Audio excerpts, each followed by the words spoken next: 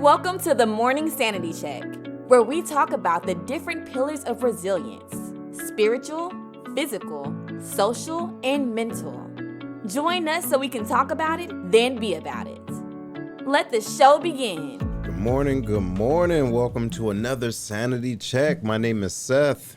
And I'm Camille. And we are here to make sure you are okay and everything is okay with you and that you're doing the right things to stay on the right page of things. Camille, how's everything? Everything is good. This week has been busy as always. In retirement, you think that it slows down a little bit, but it picks up in other ways. But it's good. It's good. That is true. It does. Yeah. And then it's almost like when you're going through it, you want it to be done already. Like, okay, Am I done? Or am I just kind of done? Am I just like not going to work, but I'm still working?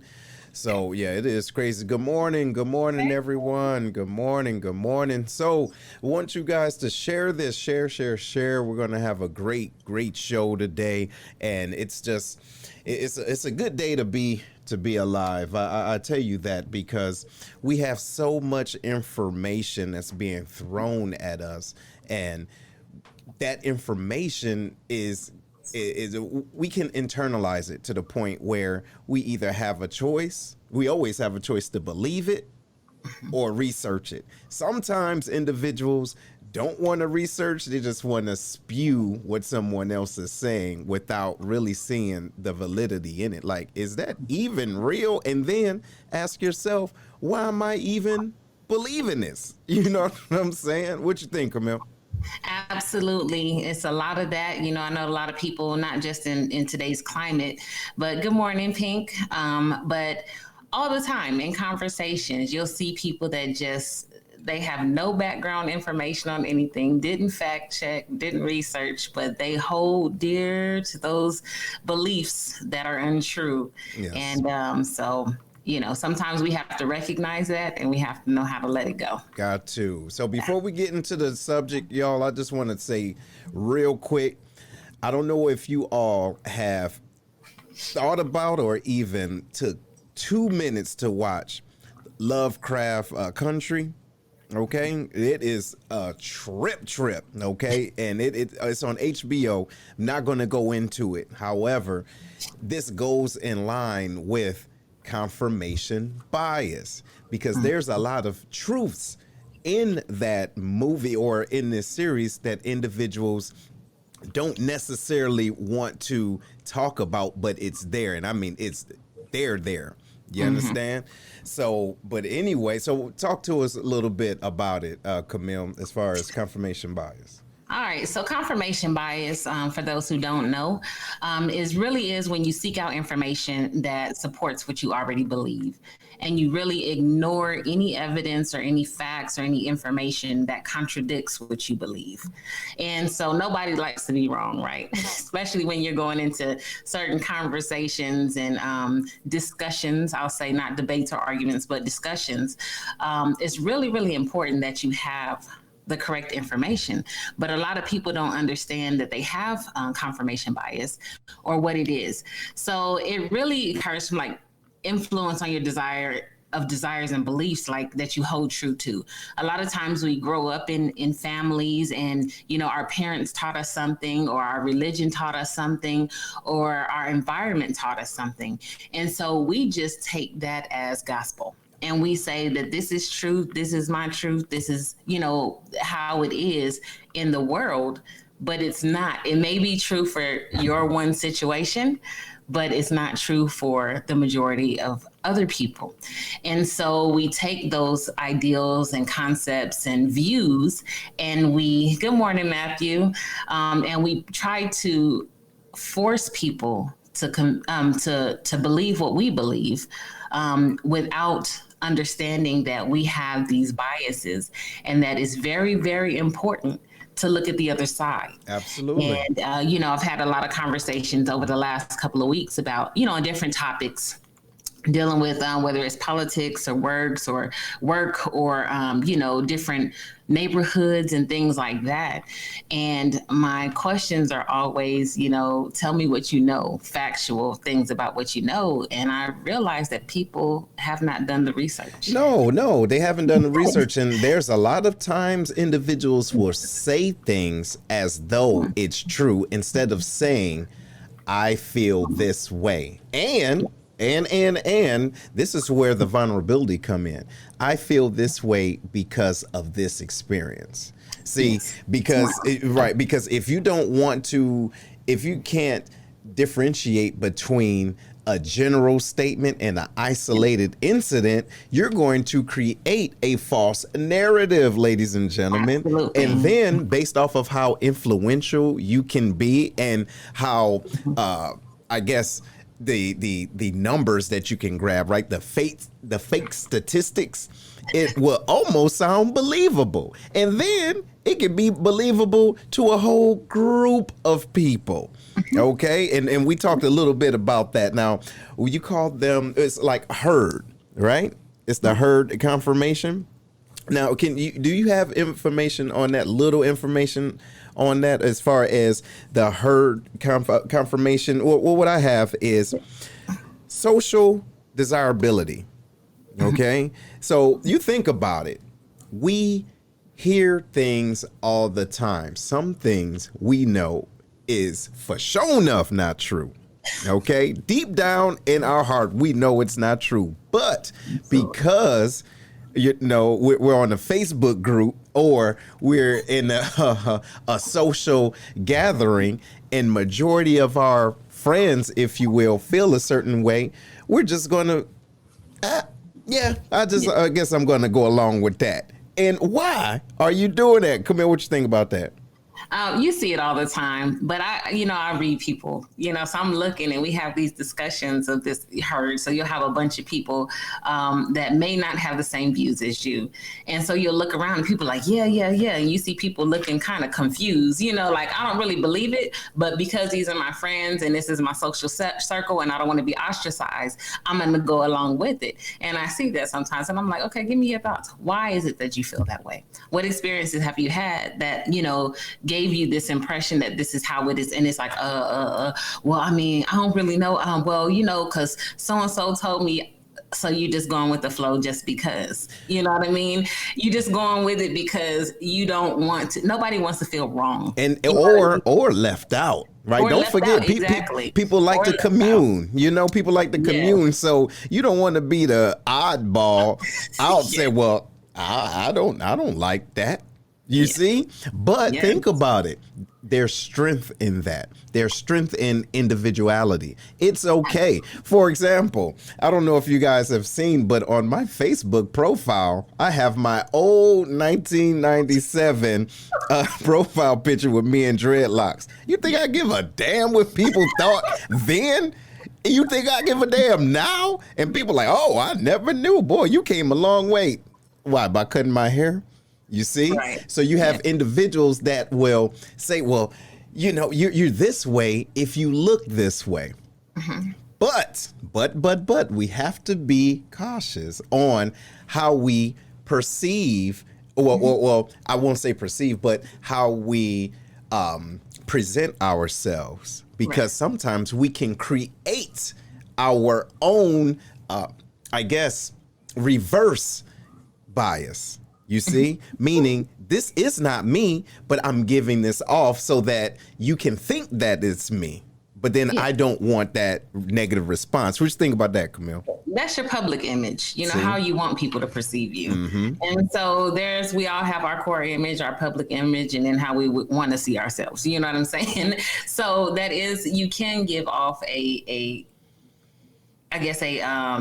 misguided or untrue version of who you are by doing that, a facade. So yes, facade. It really is important that you stay true. There's a lot of times where I'm the odd man out. I know that the way that I think and process and how I do research is different than a lot of my peers or people in my not circles, but you know what I'm saying. Yeah. And so I had to just be, you guys hear the term all the time, you got to be uncomfortable or comfortable being uncomfortable. And so I often do stand out because I'm comfortable being uncomfortable. If it's going to challenge the status quo, if it's going to, and if it's right, no matter if I'm the majority or not, or the minority, if it's right, I will stand up and I will say, I don't agree. And like in the military, those conversations, you have to say, hey, Jennifer, you have to say, let's agree to disagree behind closed doors. But when I walk out of here, depending on where you are in your organization or in your groups or whatever, you have to go back and say, okay, I'm gonna walk out on the united front. I don't agree. I'm going to be quiet. Mm-hmm. That's my thing. I'm not going to say that I agree or promote whatever. I'm just going to be quiet. And then I'm just going to have people do whatever the mandate is. Yes. You know what I mean? But we know that we don't agree. Absolutely. You understand where I'm coming from. And that's the key. At least understand. You don't have to agree with it. Right. And then at the end of the day, we want to make sure that whoever it is that we are on different sides with, we know the relationship is still important. Just because a person, listen, I love pork and beans and hot dogs. Okay. Love it. Chopped up, a little bit of sugar, just a little bit. Okay. But it's good.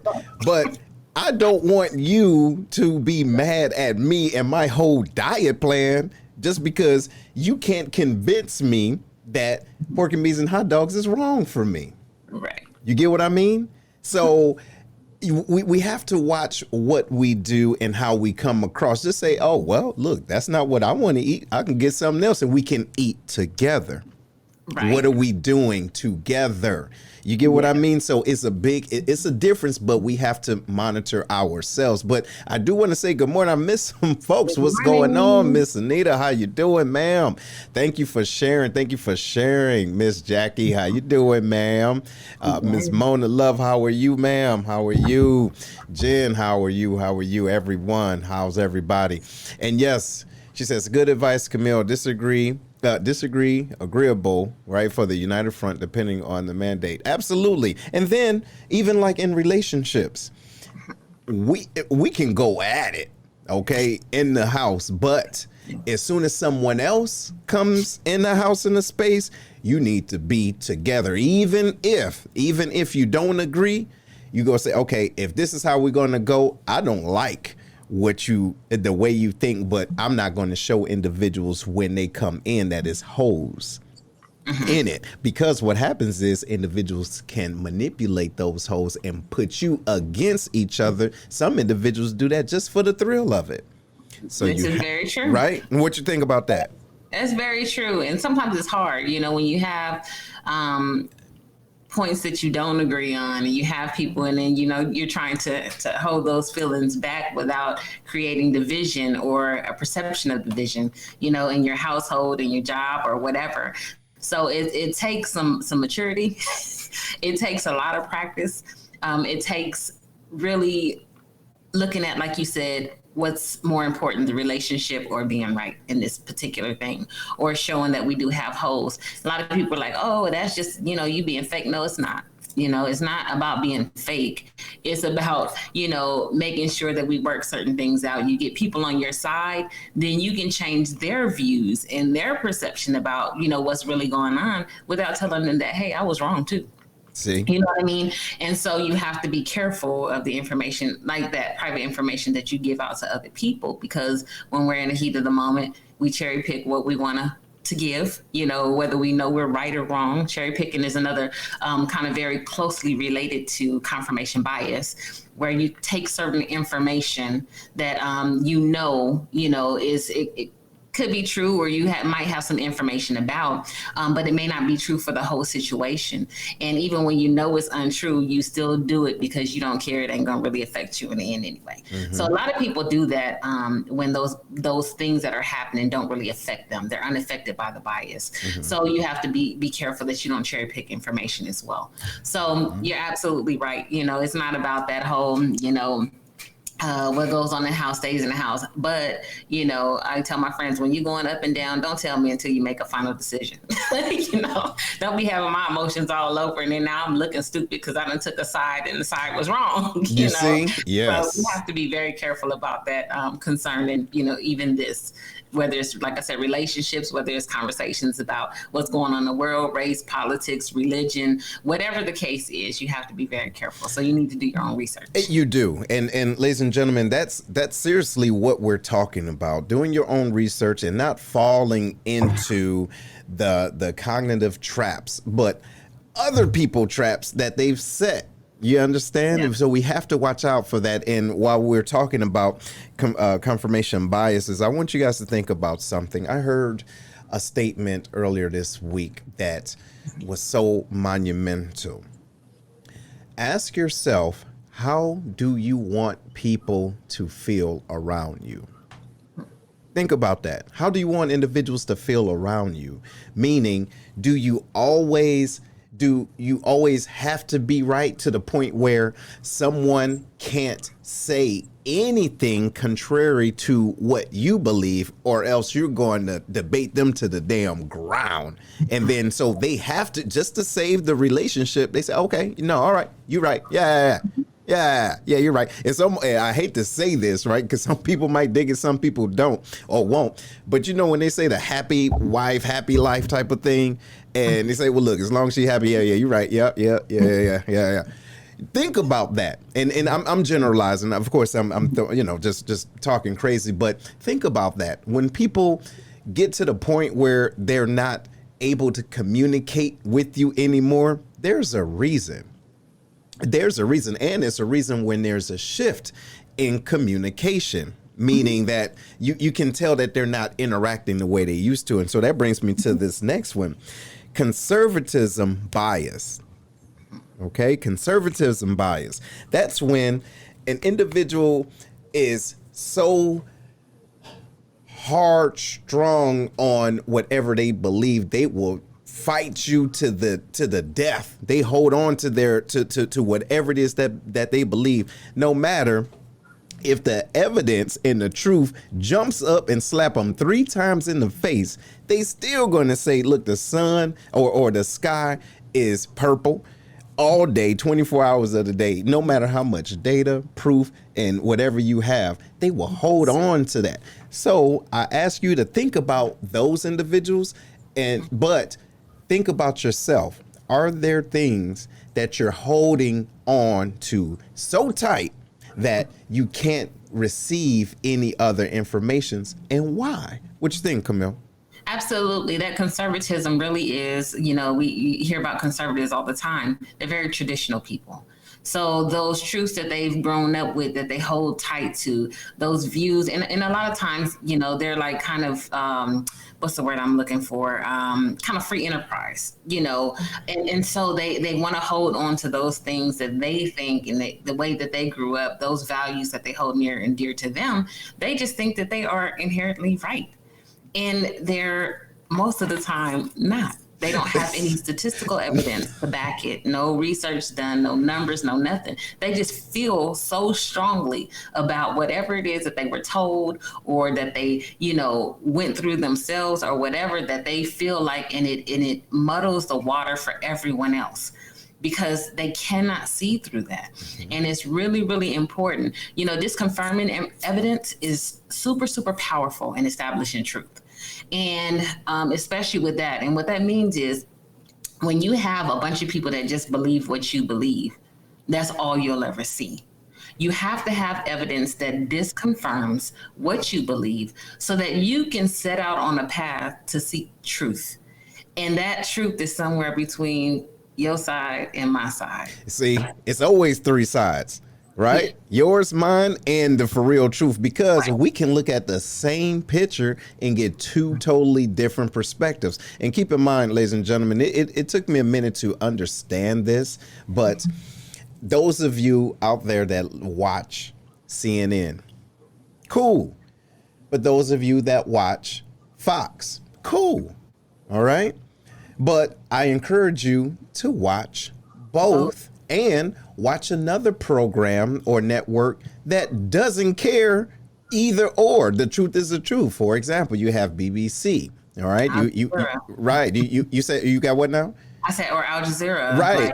Like, Exactly. Because what happens is we can subconsciously start to regurgitate things that deep down we might believe, but it's still not true. So now we need everybody else to kind of believe what we want, but what we believe, or just communicate with those groups of individuals. Well, we can be wrong the whole damn time. You see what I'm saying? And it takes strength. Don't get me wrong. It takes strength, but it's ultimately worth it because you don't want to fall into groupthink, if that makes sense.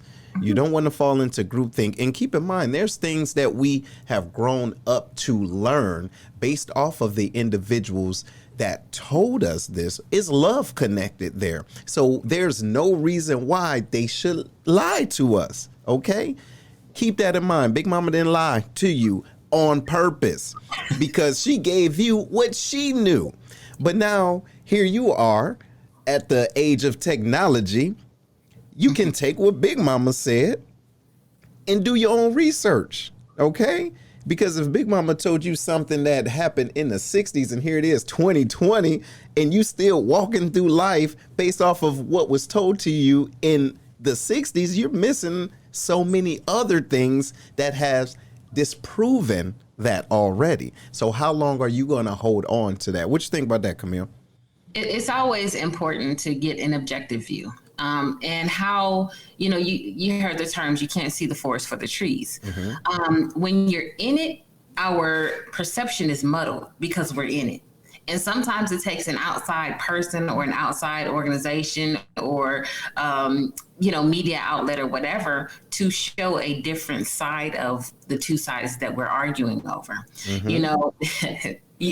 Exactly, James. Exactly. And I have people like that whose family has been affected and they still refuse to wear a mask. And I think it's just going against the grain. There are some people like that. They don't like rules. They don't like regulations. So no matter what the outcome of their action is, they're still going to hold true. Now, I could be asymptomatic and infect 10 people, 3 of them die, but I didn't. Wasn't my fault. See? So it's all of those, but, getting an objective view is what I was talking about, an outside view, because sometimes other people see things that we can't see because we're in it, and then doing the research. Research is so important. And I see people, the internet is great. You have tons of literature out there, but how you do the research is very important. And I like to read books, and I like to read books that were written in the time, so that I can get a good idea of what it was like then, researching the laws, researching how things have changed, all that to help me to not hold so tightly to the things that I was taught growing up. And so my thought process is a lot different because I've had a lot of interaction with people from all different kinds of cultures and, countries and backgrounds. And so I ask a lot of questions about how they feel and why they feel that way and what brought them to these conclusions so that I can compare those things with mine and then search for the truth about both of our sides and then say, okay, here's, what I found. Absolutely. And, yes, you're right in a sense. Yes, I'm right in a sense, but did you know this? And that's the key. Aware of this. Yes. And yes. And ladies and gentlemen, please be mindful of how you talk to people that don't agree with you or that have a different thought process, because think about how a person could feel if you say, well, look, I don't know why people think this. They stupid. Yes. Really? Well, that's the dumbest thing ever. Anybody that think this way is, you see, now you're generalizing people, and you may be generalizing and comparing or including a friend, right? Someone that is just different than you. You guys are from 2 different locations, right? 2 different upbringings, right? Whatever the case it is, but you being so stern and I mean, you're sticking to your guns on this, but then you start to spew out, whoever think this is as dumb as a box of rocks, really? Yeah. You get what I mean? So be cognizant of your verbiage when individuals don't believe what you believe. I had a couple of conversations, and I've been doing it a lot, especially around our climate, calling people that I've seen with different Facebook posts or who responded to certain things in a very harsh way or whatever. And I just, strangers and friends, literally strangers, like, would you like to have a conversation? Because I really want to understand how you can come to this conclusion based on all of the stuff that's out there. And there have been people who have contacted me, perfect strangers. And I say, I just really want to understand. I'm not calling you to argue. I'm not calling you to, call you names and say you're stupid. I really want to understand. And in those conversations, when we have them, because I'm not one particular lady, she wanted to put me in my place, check me, oh, a little black girl. Really? And she did, and she told me about all this. And so, I said, I just would call her by her name. And at the end, I had to tell her, and I said, look, I'm a grown woman. I asked her how old she was. She told me, and I was like, I'm in my 40s. I said, respect goes both ways. Yes. I said, this is what you thought you were going to do. I said, but this is not what happened. I said, but I listened to you, say things about me, a person you don't know. I listened to you talk about my family or whatever, a person that you don't know. I said, and I still was respectful because I wanted to hear the truth, how you really felt, not the truth, but how you really felt and why. And at the end, when we talked and gave her some information and some statistics and things, go back and I want you to do some research. And we even had a laughing moment there, And so I said, I'm gonna call you auntie from now on, And so there's some things that we can still discuss and, some back that came. And also another friend, I saw some things and I was just like, I really want to understand why. And so we were able to have a great conversation, a 3-hour conversation the other day. And it didn't leave, she's not my friend. I still consider her my friend. She had a different viewpoint, but she was open enough and she was honest enough to say, I didn't do the research. Let me go back and look. Can you give me some literature? Can you give me some books that I can read or some different resources so that I can expand my mind and I can make a better informed opinion, because I had no clue about any of that. I never even looked that stuff up. And I'm like, well, you should, and so we back and forth, well, thank you for this. Thank you for that, and so it was a very good conversation, even though we have strongly opposing views. We're still able to keep the friendship at the forefront and agree to try to see both sides and see where we come up after we do some more research and things like that. Absolutely. And that's what changes. That's the power in identifying those confirmation biases and being able to present disconfirming information to the other person and then accept disconfirming information for yourself so that you can come together and find truth.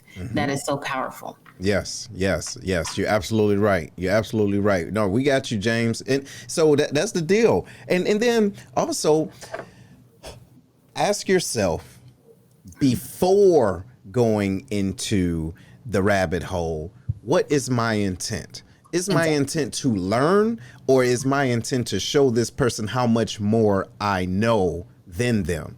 Because regardless of how much you know, there's still more to learn. But watch this. This is the key. But then when you start to learn more, or there's an opportunity, when there's an opportunity to learn more, don't shut it down with, well, that's just how I am. Come on now. Come on. You see? Yeah. Because look, you brought me in this. Now I'm giving you a different perspective. Right. So don't shut it down at the door now, because now we're cracking something. Now you're starting to see there's some contradiction here, that there's an opportunity for us both to grow. But we have to both be willing to go in and out of the same door, if that makes sense, right? Because I have to look at what I have and say, okay, why do I have this?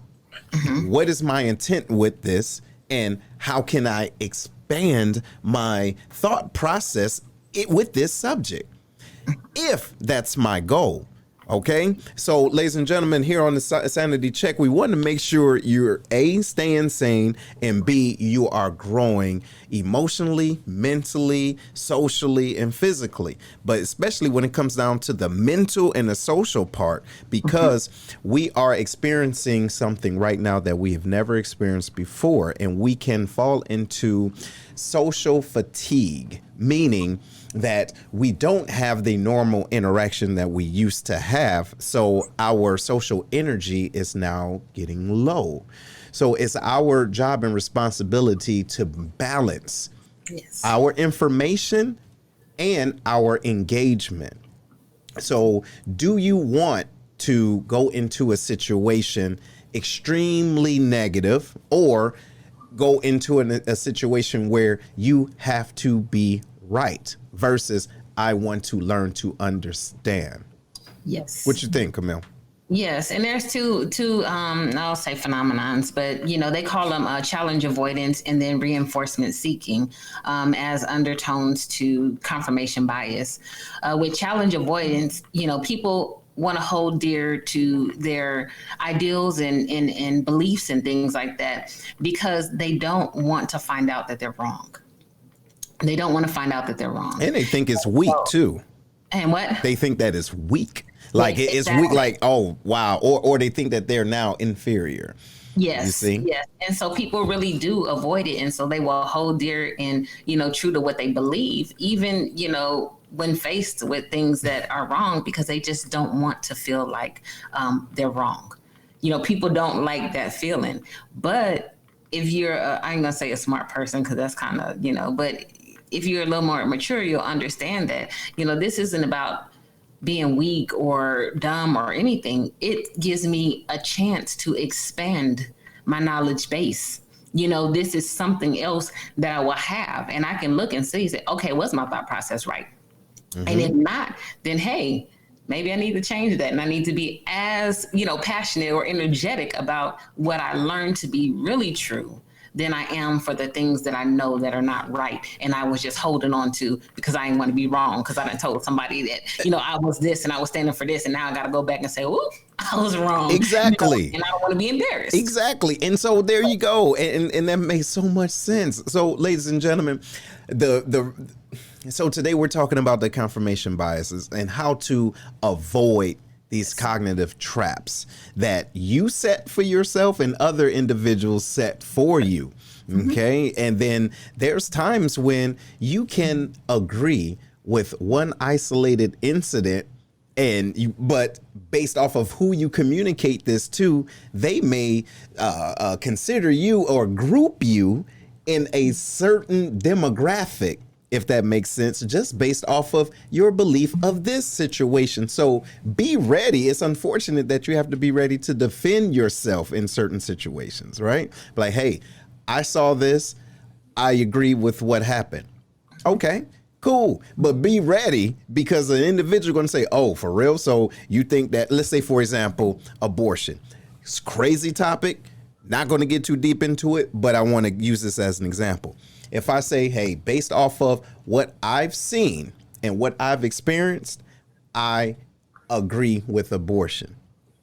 Now, one person will hear just that little sentence, I agree with abortion. They're going to say, oh, look, now you want to kill babies.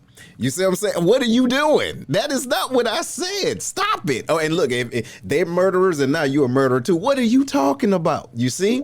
So it's crazy. We do this to ourselves when we're not prepared for that type of conflict. What you think, Camille? I actually had that conversation 2 days ago. Oh, really? See? It was about that, and I'm not going to go into it like that. But this person felt very strongly about, their views concerning it, whether it's for or against. I'm not going to say that either. But when I had to say, you're factually inaccurate. inaccurate. See? And here's why. And then there were other people who said, yeah, I don't know if you don't know this, but, you know, and then it kind of got quiet. And then it was, you know, well, I feel like, and it was a change, a shift in this, because now I've been proven that I was wrong. So I'm going to go to a different angle and pretend like it's, you know, and bring it back. And I'm like, you know what, this is where I exit the conversation, because now I'm not going to argue semantics and you're changing subjects and things like that. I answered what was at hand. You know, here's other information. Go back and research it, do whatever, and then I'm pulling out. You know what I mean? And so there are certain things that people have to you have to give them a little bit. You know, it'll strike a chord, you'll know, and hopefully they'll go back and they will think about and look at, you know, their beliefs when faced with different facts. And I learned a lot of people hold on to things, and I'll just say religious, you know, that sometimes there's not a whole lot of background on it. So we fill it in.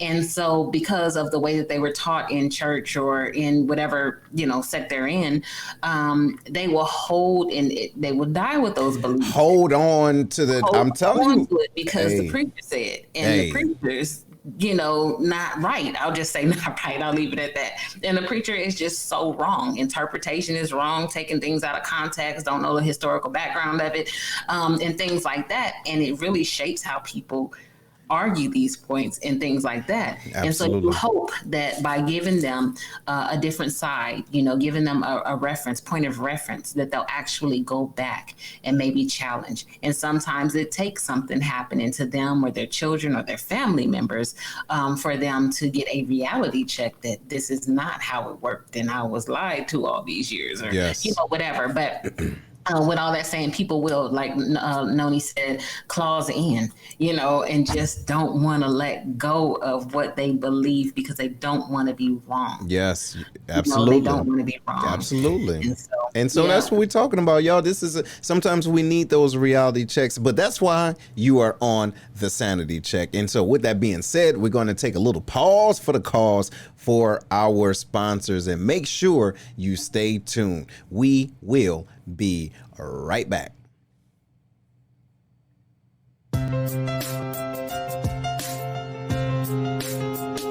If you're looking to buy or sell anywhere across the 50 states, contact Jamilaseals. Jamila is a realtor with Keller Williams Marquis who exudes credibility, commitment, and determination while serving the Metro East and Scott Air Force Base, Illinois areas. Her warm and friendly approach, combined with unparalleled communication skills and enthusiasm for helping others, allows her to connect and provide clients with the best possible service and experience. There are 3 things she does with and for her clients. First, negotiate deals for you. This means she'll treat your money like it's her money. Second, guide you through a simplified process, which means she'll provide sound advice to ensure you make an informed decision in identifying or choosing the right house for you. And last but not least, creative marketing. She'll provide a cutting-edge marketing plan that's tailor-made for you. Bottom line, she's going to get the job done properly and not let you down. So if you're searching for your new dream home, give Jamila a call today at area code 618-202-8751. Again, that's 618-202-8751.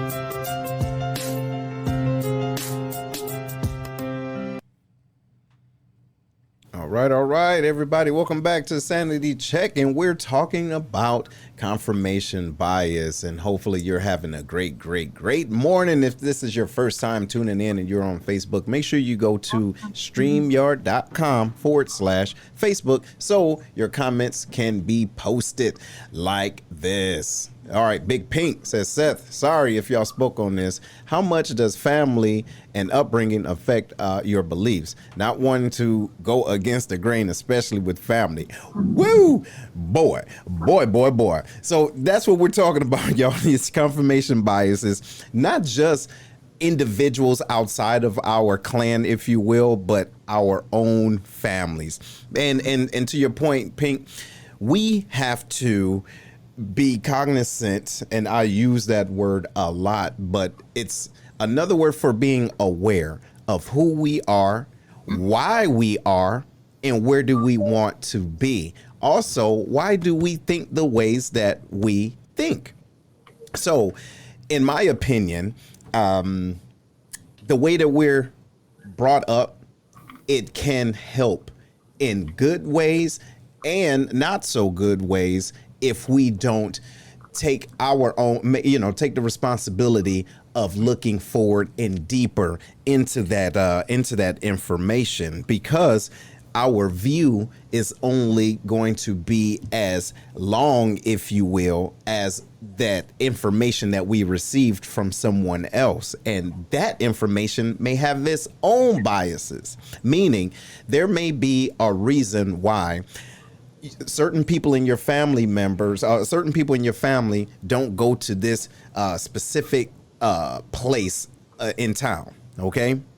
Because of one isolated incident that nobody could have avoided. And it happened 30 years ago, you understand? But because they were so hard strong on that, hey, don't go over there. That's not where you need to go, because they go over there, they go kill you, they go, ugh. So now what happens is you are continuing this narrative. And now, like we talked about last week, we're handing down emotions, and now I'm believing it. Now I'm telling my daughter the same thing, and now come to find out, here she is, she's an adult, and just by happenstance she goes there and realizes, wait a minute, I missed out on A, B, and C just because of what somebody said that wasn't true. What you think about that, Camille? That's right. Family is hard. It's hard to, I don't know if that's me or you, but it's hard to really crack the code on family. But what I learned is sometimes we go in there just like this sanity check, right? Bringing awareness to different issues, giving them scientific names and things like that. It's just not how I feel like you wrong, because that's what we'll do with my family. I learned this and you wrong, whatever. It's helping them understand the background of it, like confirmation bias. If you walk up to a lot of people, they won't know what that is. And we don't approach our family the same way. Like my mom, she's like, I learned a lot. I didn't know it had a name. I didn't know it was this. So it's easier to approach family when you can attach a name, a definition, a this to a certain thing. So it's not just something you went off and you got this and now you think you all this or whatever. No, I'm trying to help you understand, why this could be, or about thought processes and how we can get caught up. Because confirmation bias in itself, it can be very bad, but it's very useful to us as well. And I'll just talk briefly about that as I go back. But it's useful in ways where it helps us, our brains, to sort out things and find things really, really quickly, right? So we're looking for a certain thing. And so our brain says, okay, I'm looking for this. So it starts pinpointing. That's why when you ask people, they say, well, I'm gonna describe you. Well, it's not about race. I'm colorblind. No, I need you to, because I'm not trying to search through 10,000 people looking for a white person instead of you just saying it's a white person. You know what I mean? She has brown hair. It's like medium length and her eyes are kind of tilted, where there's 100,000 people. I need you to help me to filter through. And so I can pinpoint certain things and I know exactly what to look for. And so confirmation bias works in a good way as well. But in these types of situations, it's very important for us to understand how it can work against us. Why do we want to continue to be driven by these ideals and views that don't serve us, that stifle us, instead of being able to really, really act properly, and to do things in a way that bring credit, or to do, that are truthful?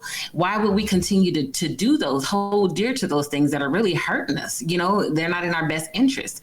And so when you start to explain the why behind it and things, people are more your family too. I've learned in my family anyway, and my friends and some other folks, they're more apt to really listen to you instead of it just being feeling driven. Like, I feel like this and y'all not doing this and I, whatever. If you give them the facts behind it, the definitions behind it, they're more apt to really try to understand.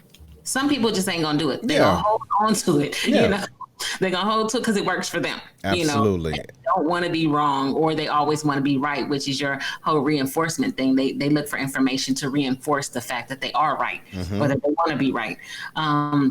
So it doesn't work for everybody, but I'd rather feel like I'm wrong or find that I'm wrong, so that I can act in a different way or make decisions that will, be in line with who I am, my morals, all that kind of stuff, my values. And instead of just being wrong, just flat out wrong and embarrassing myself and acting a fool over something that is just inherently wrong. So family, hard code to crack. But for me, I've learned and not being judging when you do it. Not being judging, because a lot of times we learn something and now we want to get down on our family. You don't know this, and you just learned 5 minutes ago.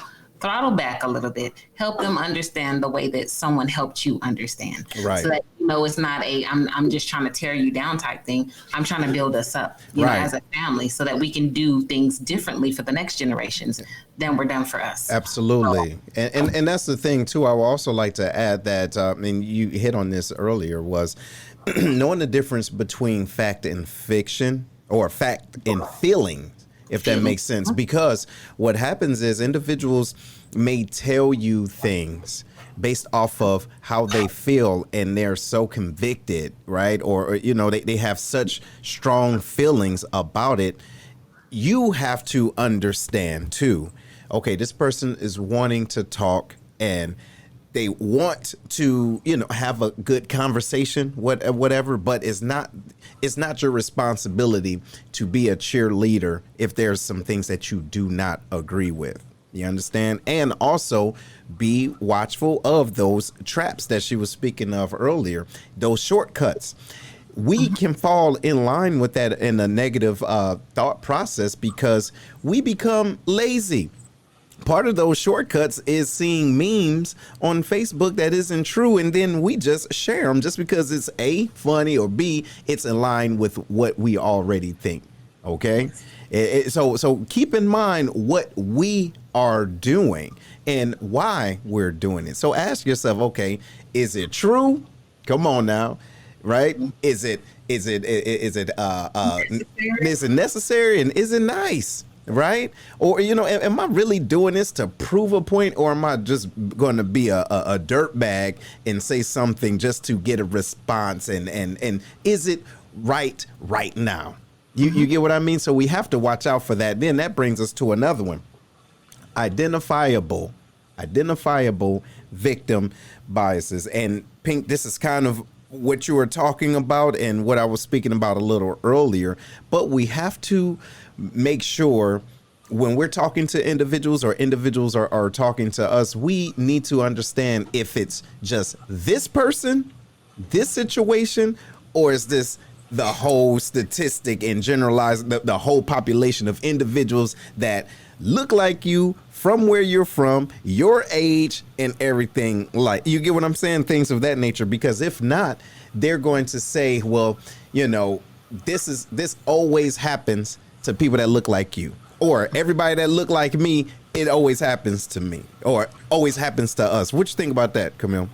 That's very true. We take our one in there, and let me say this, it's not to minimize it, it's not to invalidate it, but sometimes we take our one situation and we want to apply it to the majority, and statistically it's typically not the majority. Now, there are some things that, we already know are disproportionate to a majority of a group, but didn't happen. So there's tons of people that those things never happened to. And so the other person is often talking to the people that nothing ever happened to. And so it's hard to make that connection. You're so passionate about it because it happened to me, but is it really, what is the probability for the majority of people, but we hold on to it. And it's true because you're passionate about it, because it's your story, it's your life, it's your truth, trying to not invalidate somebody's experience, but then looking at it statistically is a challenge too. Okay, now I've heard this story. I usually, when people tell me stuff, I go back and I start looking up, and people say, "You really be looking at?" I'm like, "Absolutely," like, because I want to know. I want to know in the big scheme of things. Yes, this happened, and I'm sorry for it, but is it really as grand as this person is saying, or like this one incident that I'm still kind of on the fence about whether it was true or not, or how much of it is conjured up and how much of it is factual.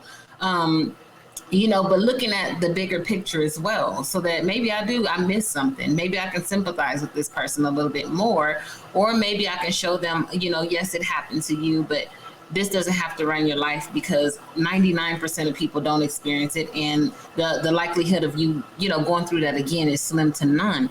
But your mindset, if you keep looking for the negative because it's happened, every time you go you're expecting it, you're going to find it.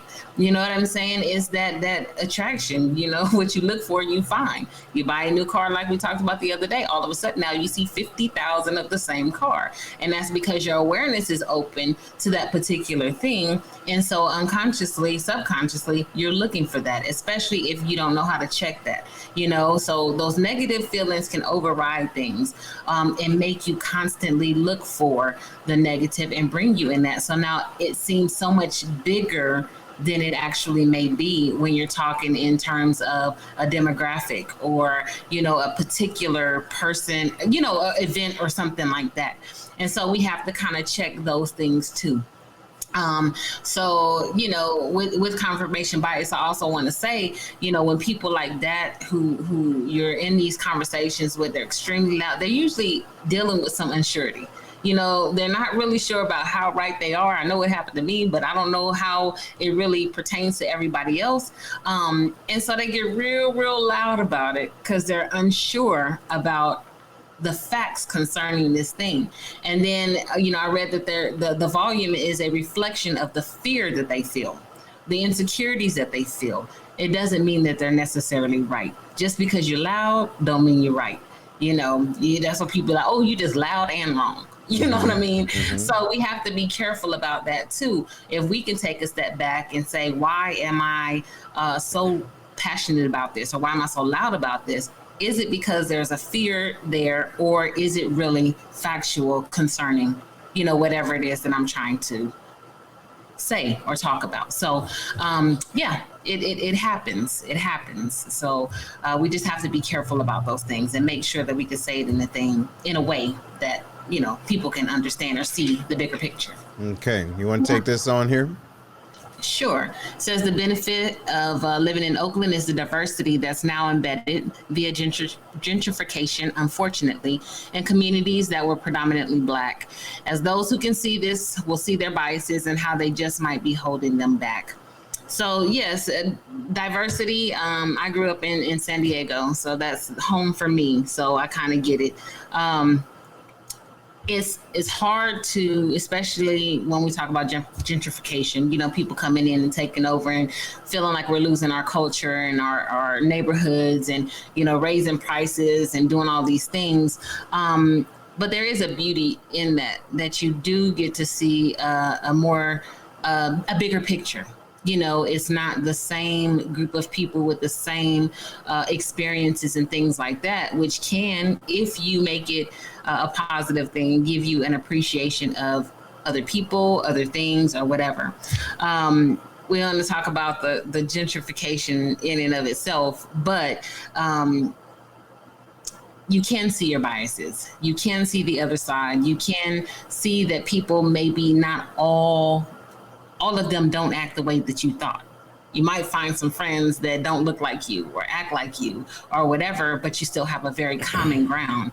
So yes, it is diversity is, and that's why we try to push diversity, to find, those things that we are more alike in than different, so that we can come together on those terms, maybe understand each other, see each other's and appreciate each other's truths, and then do something for the greater good of the majority of people. Yes. So I totally understand that, Dandy. Totally understand that. And you know what, ladies and gentlemen, going into the whole diversity and inclusion, or trying to talk to someone about their biases, I want you guys to keep in mind the bias blind spot, the one that you may have.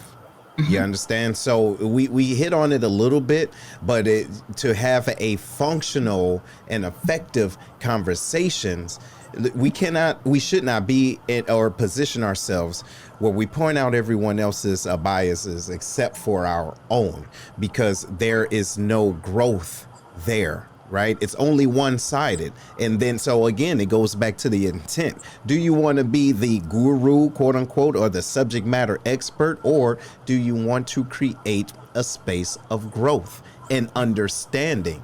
Understanding, ladies and gentlemen, goes both ways. Yes. It goes both ways. You have to understand, you have to be willing to understand another person's point of view if you want them to be willing to understand yours, because it's one thing to say, I feel this way about a situation, or someone talks to you, they said, I feel this way about this situation because of my experiences, and that's what I have. And then you in response say, well, I hear you, but the bottom line is da-da-da. Nah, come on now. It's one thing to hear a person, it's another thing to want to understand it. And I have this conversation with my daughter often. We have to make it, do you hear me? Or are you listening? Because we can hear white noise all the time. Are you listening to that quote unquote white noise?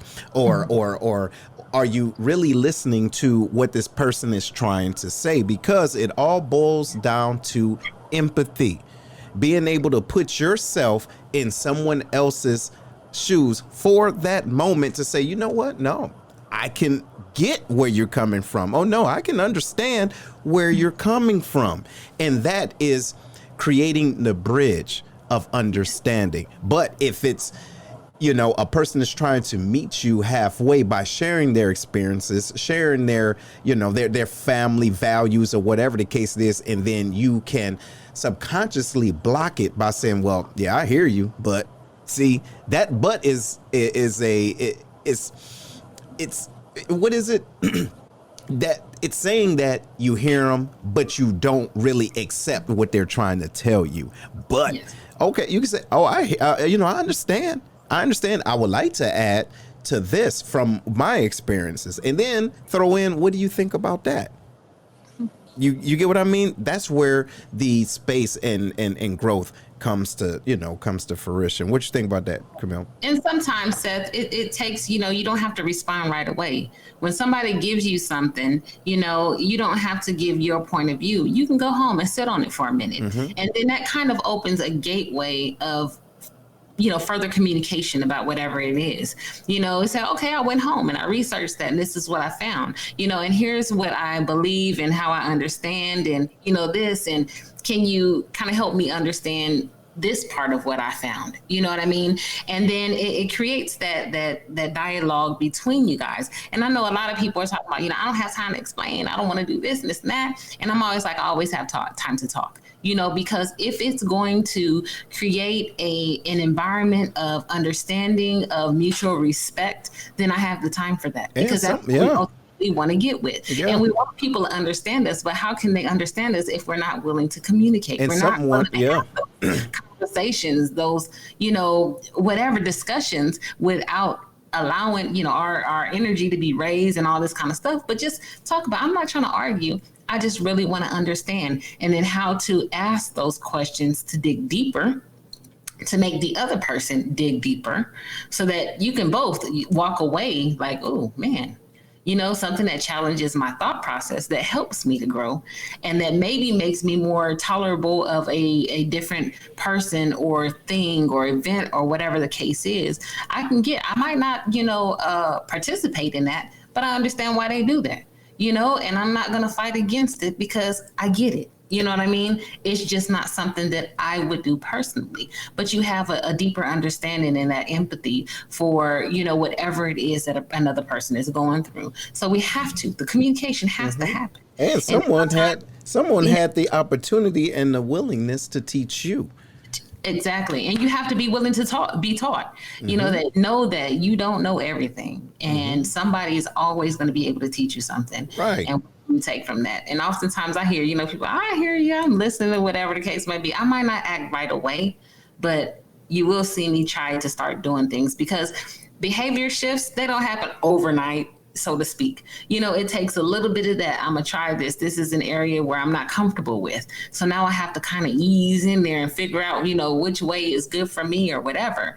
And then eventually it may become a part of your everyday, as you continue to try, if that's where your heart really is, as you continue to try to make those changes, it'll be a little bit here and there, and then you'll see a big change. Right. So, and be patient. You do, and you have to give individuals grace, right? I do believe that you also need to know your audience, okay? Because you may be in a lecture when you are lecturing individuals, or you're doing a briefing, okay? But then you may be in a situation where it's a conversation, all right?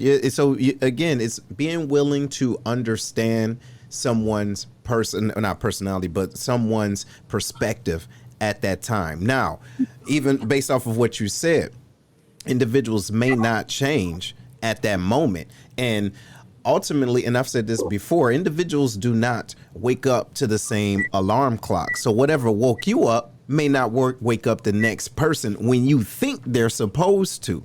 Chill out and relax and understand, again, the intent. And then also think about this. Are you trying to create someone else to be like you? Yes. Or are you just are you trying to help someone think differently, right? Or just consider something? So the intent is always important. And Danny, like you said, no, it's not, whatever. But it happens, though. It happens, especially when people tell you something. What's that beeping?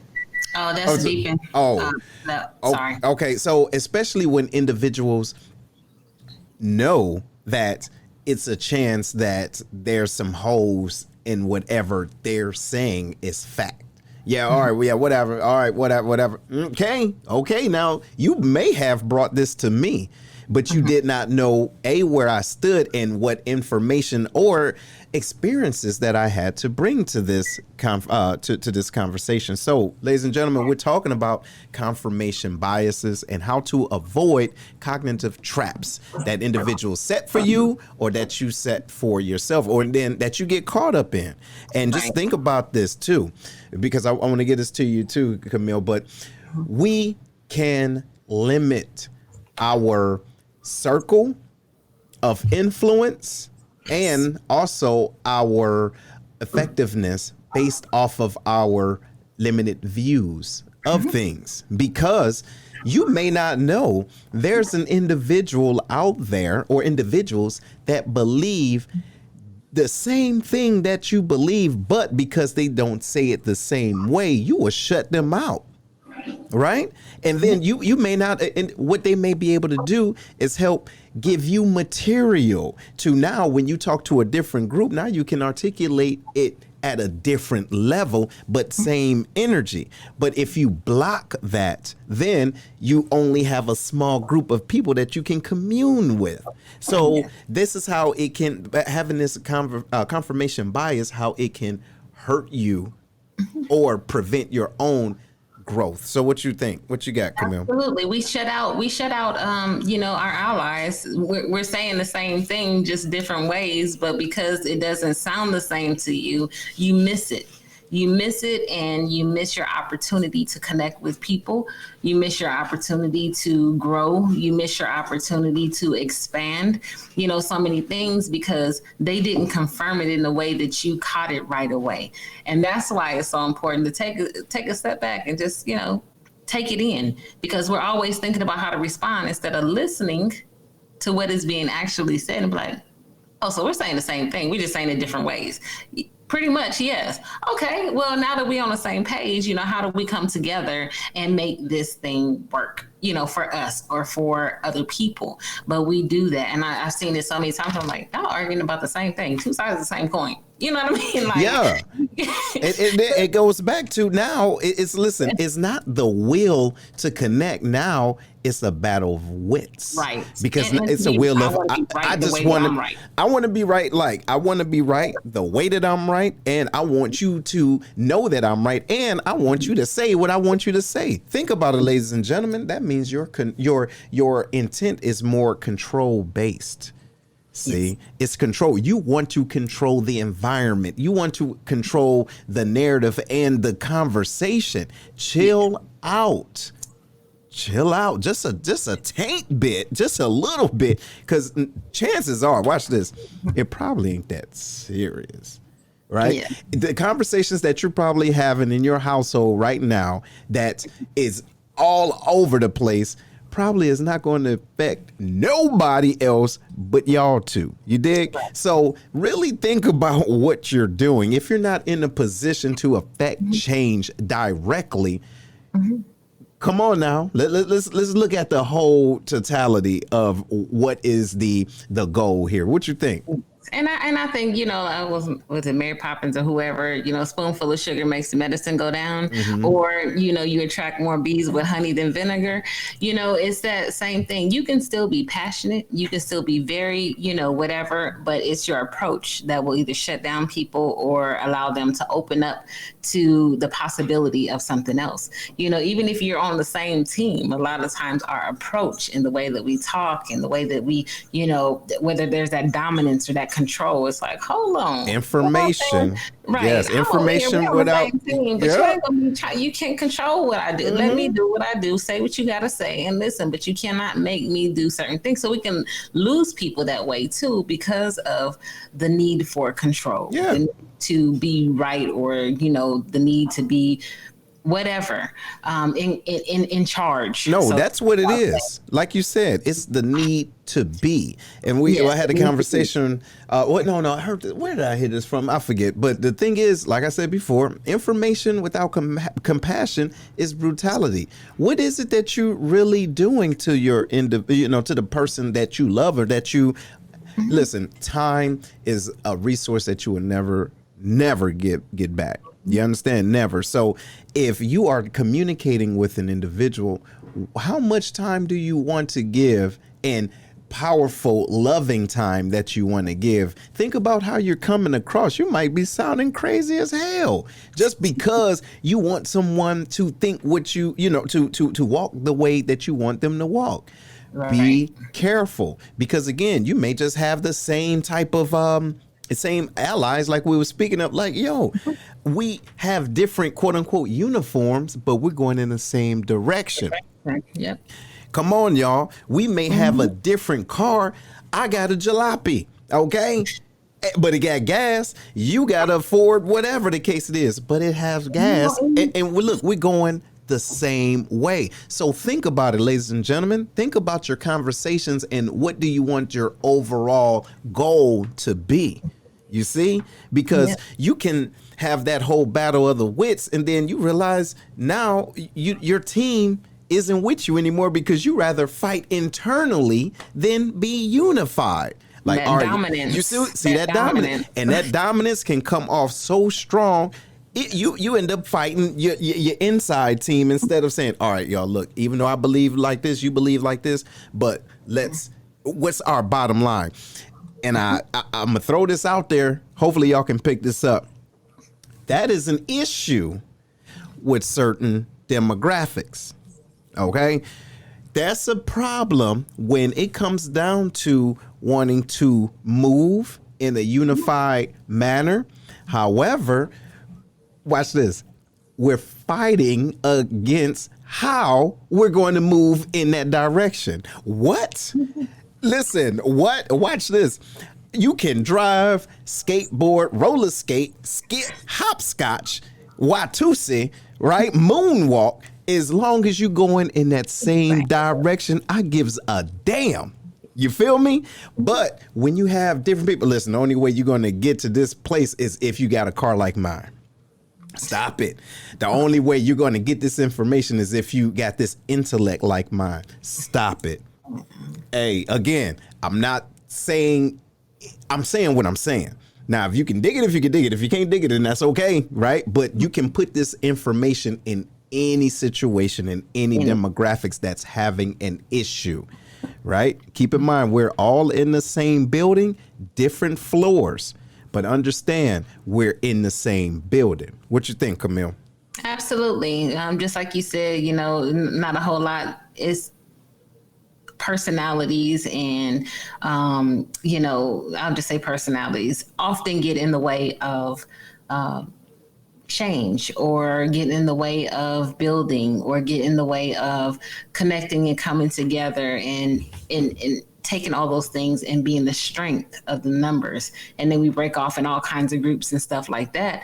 In terms of confirmation bias, we feel so strongly that we will just overstep people and we will cut them off. And sometimes it's unintentionally, but that's why we create this awareness so that you can see how that can happen. You have a thing that you can go back and research and everything like that. You can understand that there are blind spots as well to confirmation bias and to your personality type and your behavior, whether you're a dominant person or an influencer or whatever, steady state, whatever it is, everybody has blind spots. And until you recognize those and understand that just because you are a certain type doesn't mean that anyone is weaker or lesser than you, but is strength in bringing all of those types together, even though there has to be a leader, so to speak, you don't have to be a bully. You know what I'm saying? You ain't got to be a bully and you ain't got to cut people off at the knees and all this kind of stuff. But you can take the strengths of everybody and come together. And until you understand that, it's still going to be the same thing. We're still going to have the infighting. We're still going to be separated over the stupidest things instead of understanding that all of us have the same basic desire of life, love, liberty, the right to be human, the right to the freedoms that other people enjoy. And yet we let all of these other little semantics get in the way of the common goal of all of us. And so we have to be very, very careful. And we do have some ways, and we'll talk about on how to really kind of combat the confirmation bias in a sense. So, I don't know, Seth, if you want to start that, or do you want me to go ahead with that one? Well, here, I can start it. But before I do, ladies and gentlemen, please make sure that you are following us. OK, it's imperative that you follow us because we want to make sure that you have the up-to-date information and just build this community up, because it's important. It's important that individuals that need this get this type of information. And again, we're always going to use this, but make sure that if you're on Facebook that you go to streamyard.com/Facebook. And we're on YouTube as well. So just go to YouTube and put in Sanity Check and you will see it. If you do, when you do, make sure you subscribe so you can get this no matter where you are. All right, no matter where you are. And it's going to stream there live as well. So, but no, we're getting ready to go into what it is as far as how to avoid these traps. And it's very, very important that we do and take this information when we're done and have communications and conversations with individuals that you know, like, and trust, and to enhance your relationship. It's not about being right all the time. It's about wanting to be wise. And how do you be wise? Again, wait. Why am I talking? Ask yourself, what is it that I'm trying to do, and what is my intent for saying what I'm saying? Do I want to get a different perspective, or do I want to let this person know that I have a doctorate in Facebook? That one. Come on now. That one right or watch this. I have I have a master's in Google. Stop it. Stop it. But anyway, go ahead, Camille. All right. So there's a few things that you can do to make sure that you don't fall into that cognitive trap of confirmation bias. And the first thing really is to examine the evidence that you have, and it's just not looking at the same evidence that you have, but it is asking yourself, is what I believe based on fact or evidence? Can I support what it is that I believe, with some real statistical data? Some real historical accounts, some real information of things that have happened. People always say, and let me say this too, when I talk about statistics, and I've said it before, they be like, well, what they say about statistics? And I'm like, what they say? Well, statistics, everybody got them. You can't trust them. I'm like, when was the last time you looked up one? or how statistical studies are conducted. And that's important so that you know which ones you can kind of go in there and you can read and make sure that they're good statistics, you know, rather than just fly by night 20 people type thing, sample size isn't right or whatever, or there's some confirmation bias in those statistics as well. So anyway, you have to do the research. And then another question that you can ask yourself is there information that confirms what I believe? And typically you will find it. I mean, we're looking for it anyway. So there's always that information that's going to confirm because we got it from somewhere in the first place, you know, and you need to make sure that, yes, it confirms it, but is it based on fact? Even if it does confirm what I just believe, I don't know where I got that information. Is it still based on fact? And then conversely, is there evidence that disproves, challenges what I believe? You know, and is there any information that's missing? A lot of times we have one side or the other, but there's a whole nother side, like Seth keeps saying, you know, what information am I missing? Is there something else? When I read through all of these articles and statistics, is there information did somebody say something or reference something that was important that maybe I need to go back and research because it was not in the information that I had gathered from the two sides? And so that's very, very important, examining the evidence. And those are just some simple ways that you can examine the evidence. And again, is it based on fact, you know, or evidence? Is there information that confirms what I believe? Or is there information that challenges what I believe? And is there any information that is missing that's important for this particular topic? So, Seth, what you got on that? Well, the bottom line is, ladies and gentlemen, I will just say, look at what it is that you have as far as information, but be willing to look at the sources. Yes. Look at the sources, because look, chances are there's something else that's going to either confirm or deny. But when you do find the right source, don't be mad or start looking for stuff that's in line with what you believe, because guess what? The truth is still there. Hey, look, the truth is still there. It's not going to change, all right, until there's more information. So more information may even further prove that what you believe right now isn't true. You understand? So be mindful and be willing to continue to dig yourself. Continue to dig yourself. Listen, ladies and gentlemen, we're in the age where information is plentiful. And a whole bunch of wrong information is plentiful. So it's your responsibility.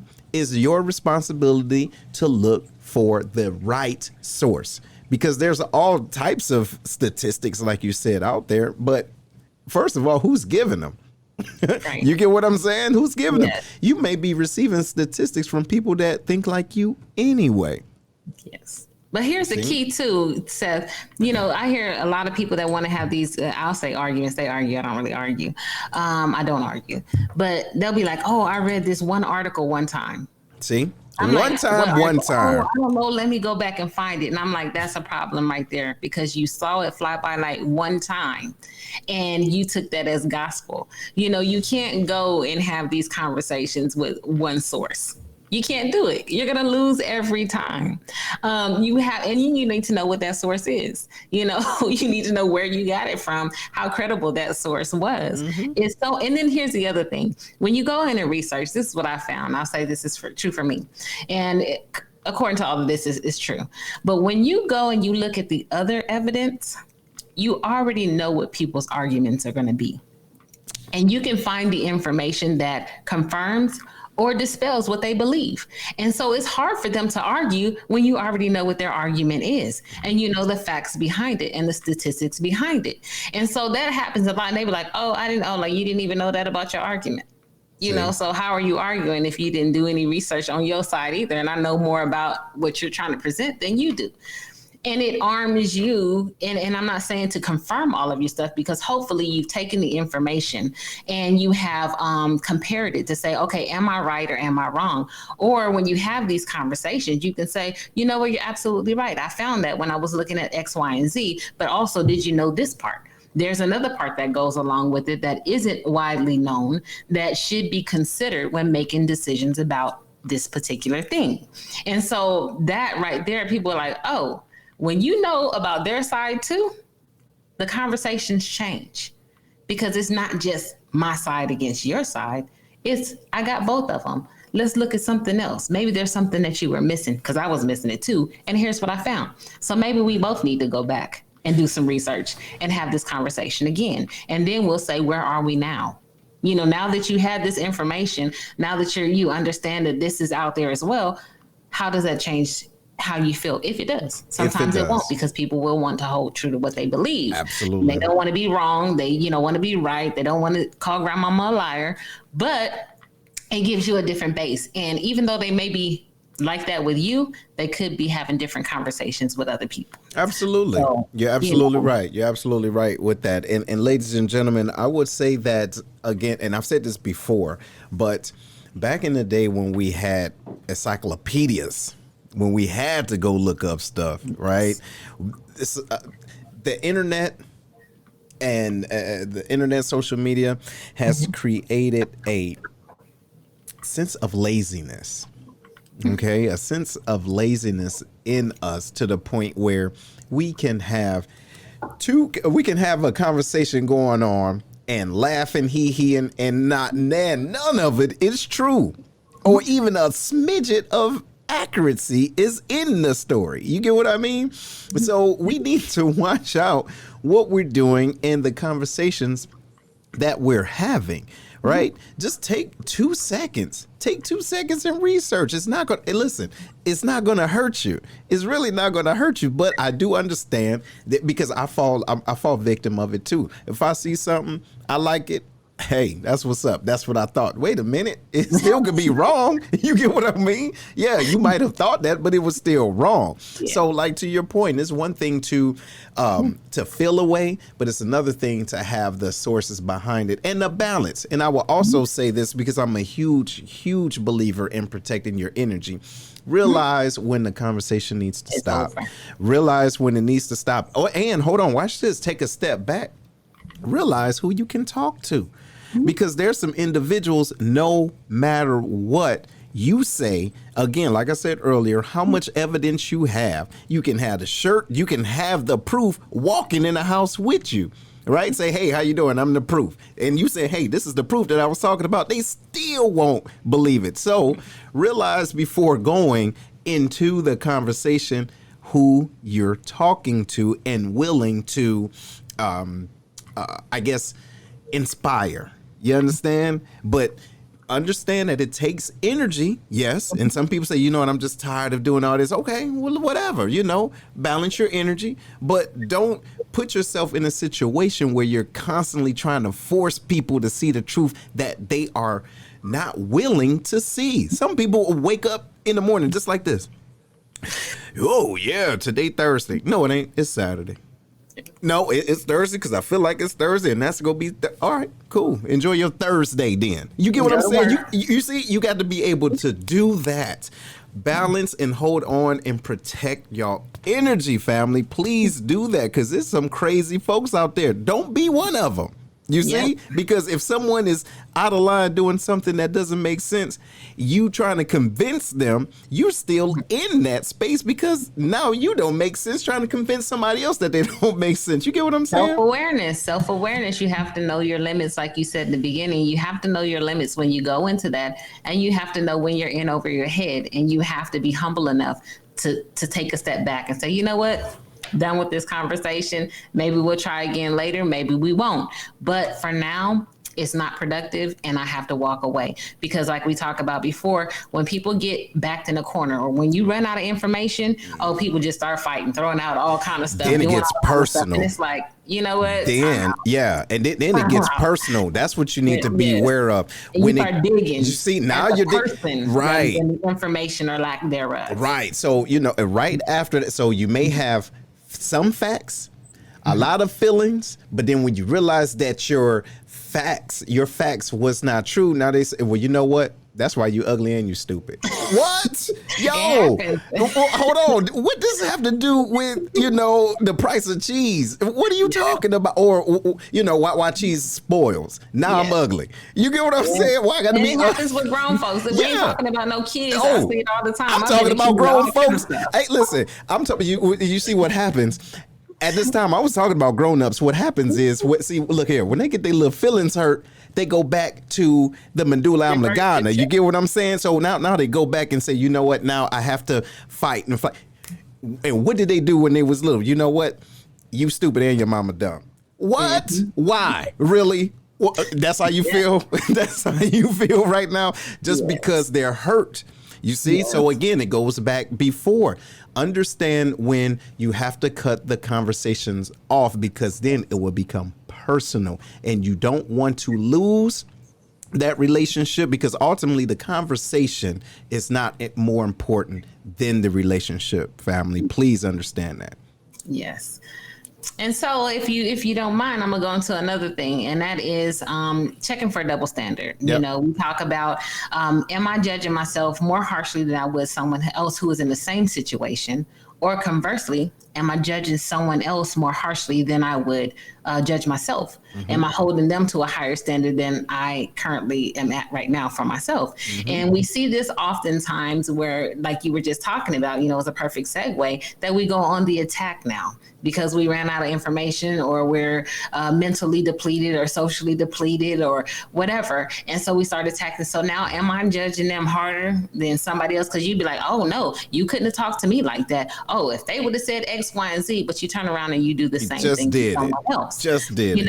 So you have to make sure that you check for that double standard when having these conversations, when going into these discussions. Am I giving them the level of respect that I want myself, that I'm demanding from them? Mm-hmm. Am I constantly cutting them off? Am I constantly over talking them? Am I constantly, dominating the conversation and bullying them and not allowing them to say their piece? But when it comes to me, oh, you better sit back and listen. Don't say nothing. Don't, over talk me or whatever the case may be, because that too will stifle the conversation, stifle the growth, stifle the way forward, the forward, whatever. And we have to make sure that if we demand respect, we're giving the same amount of respect to the person. Mm-hmm. If it's in a conversation, you can't say you don't deserve the same respect that I want you to give me. No, we're having a conversation. We're two grown people. So make sure that you check for that double standard so that you can have a very effective conversation, or one that continues. You open the dialogue for another conversation. So make sure we don't do that. All right. That we check our own feelings, and that we don't resort to name calling and all this kind of stuff. But then when you say your mama stink, but then they say your mama dumb, now you want to fight somebody. You can't do that. Can't do it. You know what? Because the thing is that there isn't a space for any growth there. So now you're working in a lower level of intelligence. So, ladies and gentlemen, while we are getting ready to close, I want you to take a second. All right. I want you to take a second and really think about how you want to go throughout this day. Okay, just take a second. Look, it only take 2 minutes. Only take 2 minutes to say, okay, how do I want to communicate with individuals? First, am I grateful for them?